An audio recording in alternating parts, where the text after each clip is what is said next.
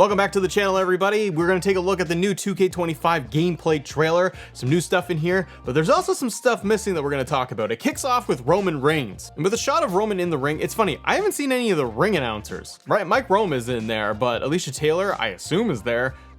I haven't seen anybody there. We know we got the 3-man booth. That's been confirmed. The Prime Hydration Station is also in the game, and you can use it as a weapon. You can even throw people's like bums on it, so you can get it gets up there and it hurts them. It then transitions to Solo Sikoa, who, by the way, I've seen people's footage of the entrances, and Solo, I gotta say, I'm gonna compliment this thing. It looks very good. Now we got Solo and Roman in the ring in the headlock, and then it transitions to Randy Orton. We got a first glimpse of Randy. Randy's model in all these 2K games, I gotta say, is usually like one of the best. His facial captures detail, it's usually top notch. It then transitions to sneak peek of Rey Mysterio and Nia Jax, who are wearing their gear from 2K24. But the most exciting thing is that we have the Raw Netflix arena is in the game. So we know that they updated SmackDown. You got the blue ring mat in there. And I was very curious, would they actually give us the new updated Raw Netflix arena? They have done that. Obviously, it's not gonna have all of the shenanigans on the mat itself with like Hulk Hogan's beer brother. And then, but they got the actual arena in there, and I think that's great. That's one of those things where I'm like, okay, good. It's a little bit more up to date. WWE moves at a very fast pace when they like to change things, logos all the time. This tells me that we got everything as up to date as we can, minus attires and superstars like Nia Jax and Rey. But you know what I mean. We saw a quick look at Sami Zayn. You then got Chyna spinning around Eddie Guerrero. Now we've seen Chyna's entrance get revealed. Chyna is wearing her WrestleMania 17 attire, and she's got a whole updated model. I wonder if they're going to give us multiple versions of Chyna, not just the one, because we've seen this already in gameplay reveals that there are alt attires, alt models for a number of superstars. It wouldn't shock me if Chyna got the Mania 17 attire and then kind of more of her classic look that she had when she was like with DX. But an interesting thing with Chyna wearing that attire, that was WrestleMania 17. She went up against Ivory for the women's championship and she won. I'm wondering if that is going to be, that wouldn't be a showcase match because it's all bloodline related, but it makes me think that Ivory is in the game, that we would get right to censor version of Ivory potentially. That would be a lot of fun. And we did get a quick look of Jade Cargill and Bianca Belair. Jade not coming out with the tag team title around her waist, which is great because it's going to be up to date. Naomi, as we saw in her entrance reveal, she did have the women's tag team title on her. We then moved to Seth Rollins, Roman Reigns barricade action here. And as we've talked about in previous videos too, that there's going to be barricade damage, which I really do like. It will wear down more and more and gets all glitchy. So I am a fan of that. They also have it where the ring posts, you can also do damage. So if you Irish whip somebody into the ring post, that is also going to damage the LEDs too. Then we got Seth doing the teetering and he's balancing on the barricade, which is a great new feature they've added. So different superstars can pull off different moves. You can assign special moves to those superstars if you want to be able to have them do a backflip and all of that. But I think they will come with their own specialty moves if they are going to be jumping off the barricade. And then one of my more favorite things I saw was going to be the recreation of WrestleMania 40 with The Rock, the final boss. And he's going to whip Cody Rhodes with Mama Rhodes' belt. He's gonna do it. Oh, I love Final Boss. So this is showing us those cutscenes where we don't have Slingshot Tech anymore, but we got Final Boss. We've seen his entrance. It looks great, and I love that they recreate these moments. We saw it with Roman Reigns and Seth Rollins. Royal Rumble 22, they have done that with recreating those spots.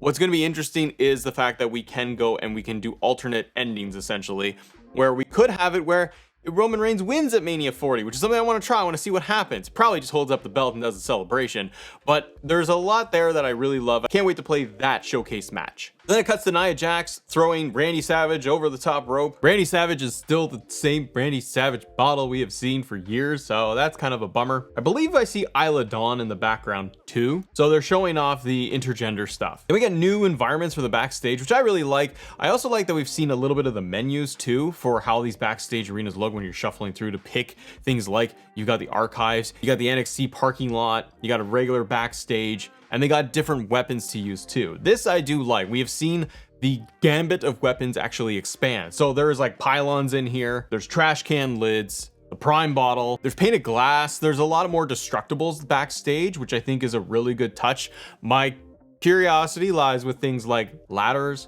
and tables. Can you double stack tables? Can you move the ladders around, have more freedom with them? What kind of damage will it do? Has that changed at all for things like a Money in the Bank ladder match? So as it transitions, we can see China going after Eddie Guerrero once again. Then it flips back to Rey Mysterio and Nia Jax, and again they're at the Raw Netflix arena with the big WWE logo they've put in the middle instead of all the advertising. They then show off more intergender matches between Rhea Ripley and Dom Mysterio. And I got my first glimpse of Stone Cold Steve Austin, who looks the same as ever. Then we get into more of the showcase stuff. So here you have Yokozuna going up against Hulk Hogan. Jimmy Hart is ringside too. Mr. Fuji is also ringside. We get a look at the Usos too, so we can relive some of their tag team moments in the Bloodline story. And then we get the shot of The Undertaker and The Rock in the moment at WrestleMania 40. I really like how they recaptured this whole sequence. It was such a fun moment last year. But what's interesting is when they turn the camera and The Undertaker goes for the choke slam on The Rock, it gets into a first person camera, which is something we have not experienced. So I wonder if this is exclusive to just this moment, or we're gonna see a little bit more of this in Showcase in different cutscenes. Is there anything that's gonna happen where someone is on Hell in a Cell or a ladder and it's going to go into a first person sequence? That would be really unique. That would be something new and fresh that they could bring. I wish for entrances, I know we got the whole free camera now. That's awesome. Like, I'm very excited to use that. I wish you could actually do it where you were going to get into first person camera in the entrance itself. But you get the whole sequence for Mania 40 of Undertaker doing the chokeslam, and it goes from the first person camera perspective and slams him down. The other thing that could be, and I may be wrong, but maybe it is just the way they did the trailer and they zoomed the camera right into Undertaker, so it made it look first person. That's possible, and then they swing it back so then you could see both of them, and you got Cody in the corner too. We then get to see the underground match, Becky Lynch and Liv Morgan going at it.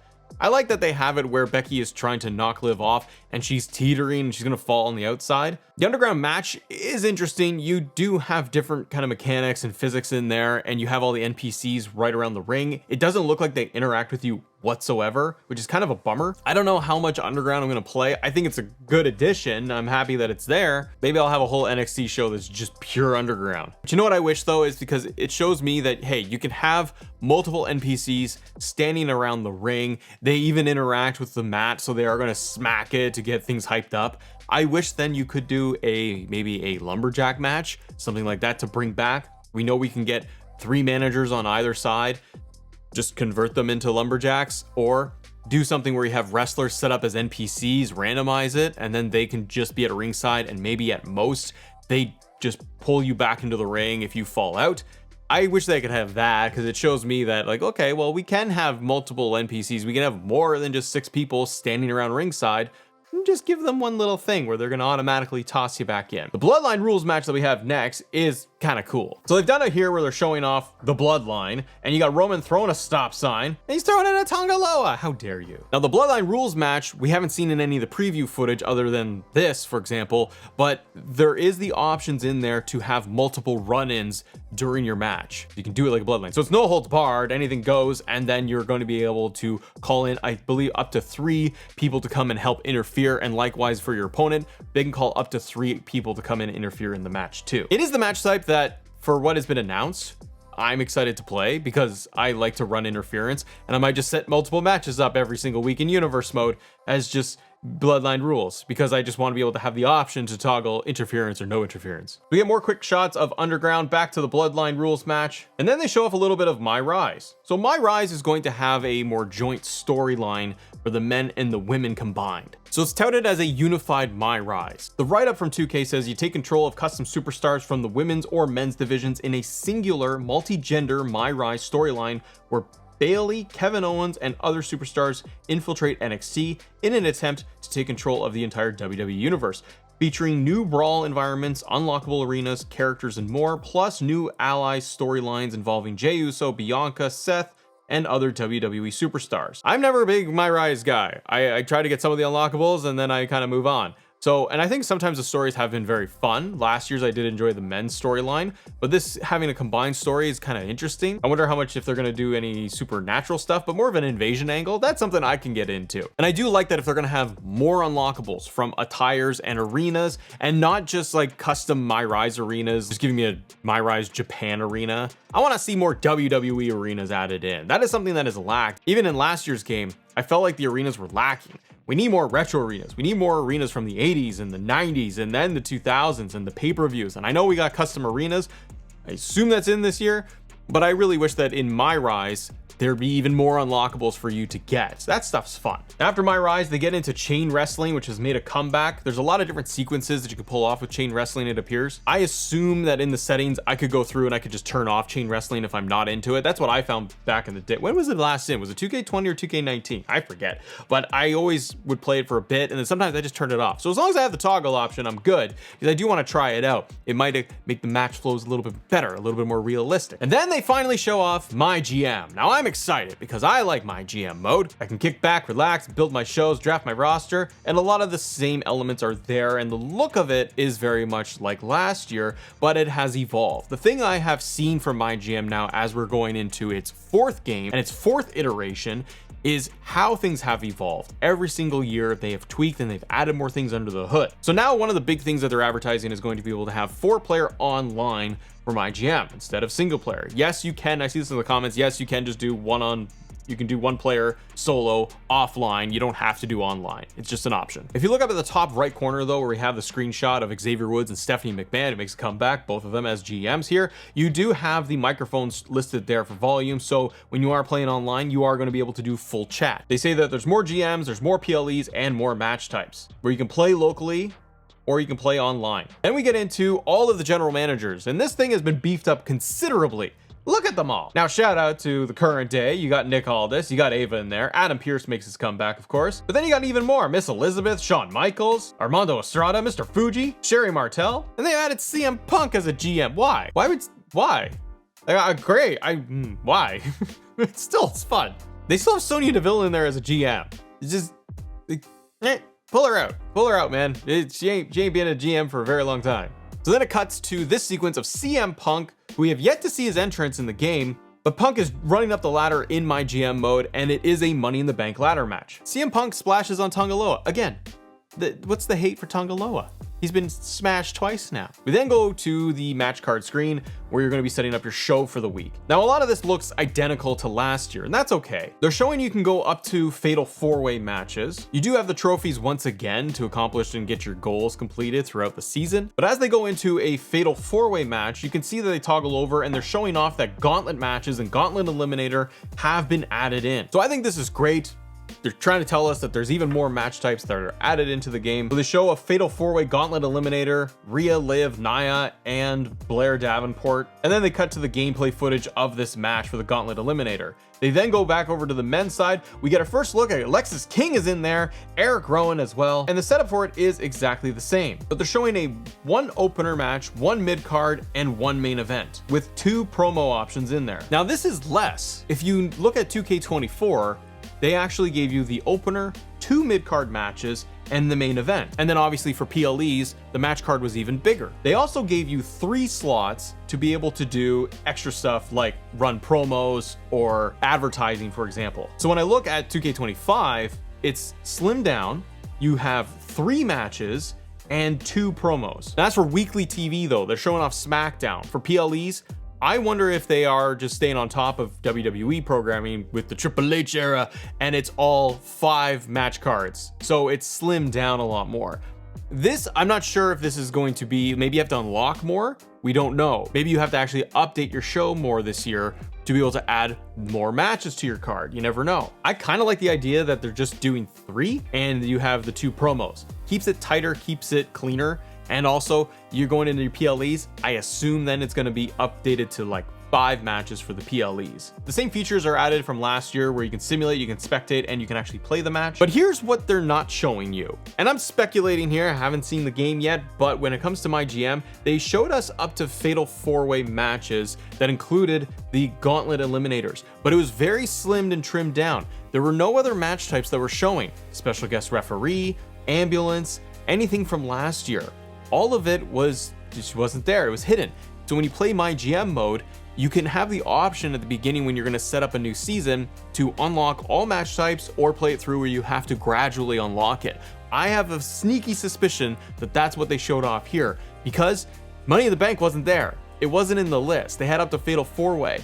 I'm wondering if they got it up to 6-man matches, because one of my critiques was that I was limited to Fatal 4-Ways and we didn't have things like a Royal Rumble, we didn't have Money in the Bank, we didn't have War Games added into my GM to give you the proper full calendar year PLEs. So because I saw CM Punk taking out Tangaloa in a Money in the Bank match, you got to assume that we are going to be able to unlock 6-man matches, and that widens the scope a lot. Even if they can't do War Games, if War Games is too complicated to be able to add into my GM, if I can get a traditional 3-on-3 War Games match eliminators, I might be satisfied. I'm also curious with my GM, because I do play it quite often, if I'm going to be able to get the full calendar year instead of it shrunken down. It still looks like it's a small calendar. I don't know if they're going to add things in like the Royal Rumble, but they definitely should. The trailer then moves on to my faction. It's making a comeback, ladies and gentlemen, so get ready. Put your pants on. So Faction Wars makes a comeback again this year. I wonder how it's going to be changed. I didn't mind Faction Wars. Like, I played my faction, just not excessively. I tried Faction Wars. I did like it because you follow different paths to get different unlocks and rewards. And you could take kind of like quicker paths and make the matches a little easier if you want. But it's still the same tried and true version of my faction, where you got 4 superstars, 4 cards that you're picking from. We then get a little bit of a shot of gameplay here. And you got Braun Strowman in the ring, AJ Styles, Andrade is in the game, and it looks like he is going to be standard in the base game. And now they're introducing World Tour. So I'm interested how this is going to work. This looks like it's just another way to go to different territories, and you're going to play a My Faction match and unlock more stuff. Now in the bottom left hand corner though, you do have it where he says you can change your region on the map. So because it's a world tour, I wonder if you're going to play across different continents and you're going to get different matchups and different goals and different rewards. You can go from Los Angeles to Dallas, and then you can move all the way up to Chicago, Philly, Boston, and so on. And it tells you, if you look at the example in the bottom right, it says for Orlando that there's 0 out of 3 completed for the tours, and there's 1 tour available, and everything else is locked on this map. So if you finish up different parts of the map, you're going to unlock it to then move on to the next thing. I wonder with my faction, are the prices for cards going to be better? Are packs and odds going to be more reasonable? It was kind of all over the place, and people dropping real big coin on just getting Persona cards that are locked. Like it was kind of messy. I wonder if we get more Personas this year, even more, and will they have accurate attires, Trons, music? Have they fixed those things? Main thing for me is pricing. Like, that's what keeps me away from my faction, is an excessive grind that I have very little odds of getting anything, and it's like, you gotta dump real money if you want to have any shot. Then we move over to a whole new world, which is going to be the island. And the island, we haven't seen anything of. And we don't know. We know that there's NPCs walking around. There's going to be different areas for you to go. You're going to be able to run around with a superstar, and you're going to probably go through and get different items, do different tasks, have different matches to get rewards, to get attire parts and things like that. But I can't wait to see what they will do when they're going to inevitably reveal the island, because I think because it's a brand new mode altogether, I think they want to give more of a dedicated showing to it. But I'm left thinking about something. There's some things we still haven't seen. I thought that trailer was good because it showed off a lot of stuff that we've seen now with these reveals and gameplay reveals, but there's no universe mode, is there? It has not been shown off at all. The only thing we know about universe mode, there's an interview done online at the Royal Rumble event. One of the developers, Lionel Jinx, was interviewed and asked about universe mode, and he said that the 2 exciting things that are coming this year is going to be promos have been added back into the game. People long waited and wanted promos to be added in. They're bringing it back. We haven't seen it though. We've seen a screenshot of it, but we haven't seen promos in action. The other thing that Lionel talked about was going to be the addition of 2-night PLEs, which is great because that is actually something that I have long requested for. Was let me go into my calendar and let me do a 2-night WrestleMania or any type of show I want. So the freedom within the calendar, that's great. Wondering what else and why haven't we seen anything is kind of where I go, ooh, okay. Because remember last year with 2K24, there was really no mention of universe mode once again. But what they did put into their press releases and the information on the 2K website, when they had the little snippet of universe mode, they talked about the, added cutscenes that they have done. And they talked about double title matches have been added.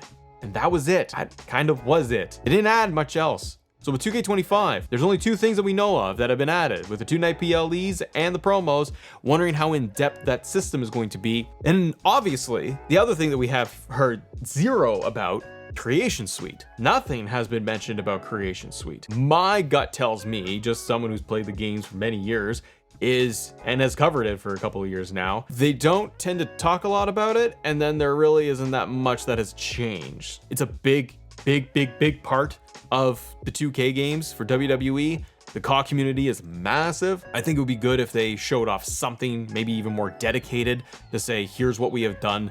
Here are the new additions to the mode. Here's what you can expect. Here's what's fun. But we'll see. I'm left scratching my head. I'm wondering a little bit, but that's okay, because there's probably going to be more info that comes out. Now, from you guys, there's 3 things that I need from you today. Number 1, you have yourself a happy day. You be positive and you be nice to people. Number 2, I need you to hit the subscribe button, because that helps us get to our goal of 200,000 subscribers. And number 3, click this video right here for more 2K25. Have a great day. See ya.